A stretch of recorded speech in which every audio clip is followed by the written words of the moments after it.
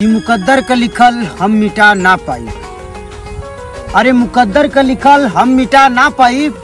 चाहे कितनो धनवान हो जाए ए भाई, कि चाहे हम कितनो धनवान हो जाए ए भाई, अपनी माई के कर्जा कबो चुका ना पाई। तोहरे दिहल तन धड़कन हमर बा। माँ बाप की जिंदगी गुजर जाती है बेटे की लाइफ बनाने में।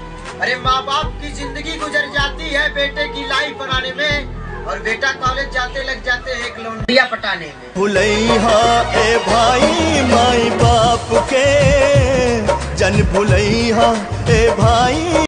माई की ममता का होला, ना कोनो वैज्ञानिक के यंत्र बतैले है और ना ही कोनो ओझा तोका आपन मंत्र दिखे। माई के ममता का होला, ना कोनो वैज्ञानिक के यंत्र बतैले है, ना ही कोनो ओझा तोका आपन मंत्र दिखैले है।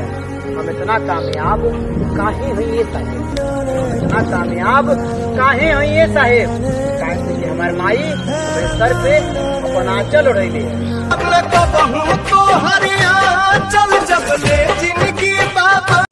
अपने परिवार को चलाने में, अपने बेटे और बेटियों की लाइफ बनाने में, अपने परिवार को चलाने में, अपने बेटे और बेटियों की लाइफ बनाने में पता न कहाँ निकल पड़ते हैं मेरे पापा दो वक्त की रोटी कमाने।